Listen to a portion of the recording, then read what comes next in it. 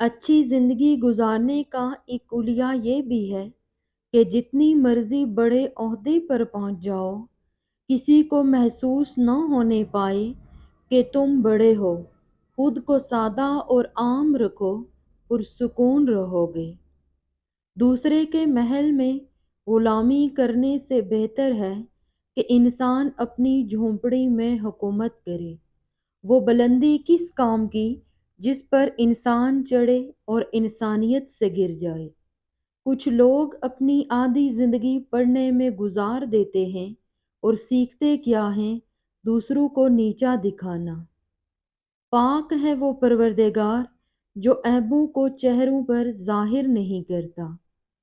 دولت اتنی کمائیں کہ جب آپ بیمار ہوں تو آپ کے بچے ڈاکٹر کو لائیں، وکیل کو نہیں۔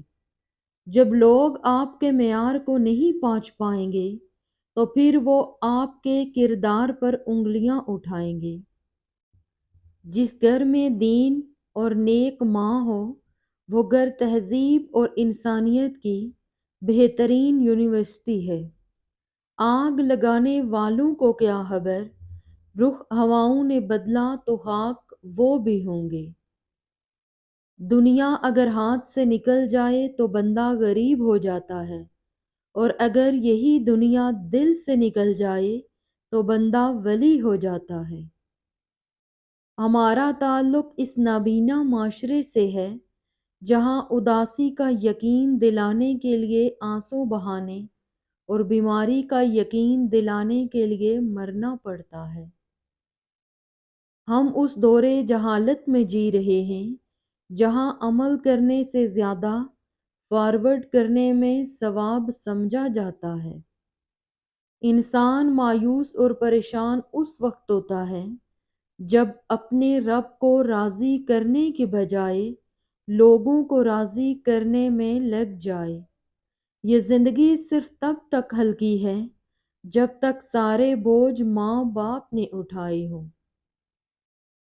سلطان محمود غزنوی نے اپنے غلام ایاز کو ایک انگوٹھی دی اور کہا کہ اس پر ایک ایسا جملہ لکھو کہ اگر میں خوشی میں دیکھوں تو غمگین ہو جاؤں اور اگر غم میں دیکھوں تو خوش ہو جاؤں۔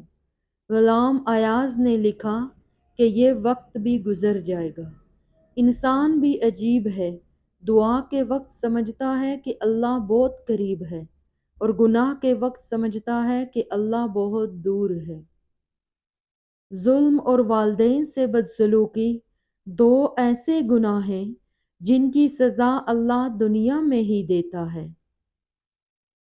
انسان تنہائی کا شکار اس لیے ہے کہ اسے سب سمجھانے والے ملتے ہیں، سمجھنے والا کوئی نہیں ملتا۔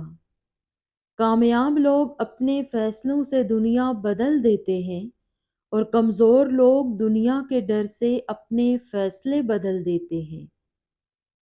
آسانیاں تقسیم کیجیے ورنہ مشکلیں جمع ہو جائیں گی۔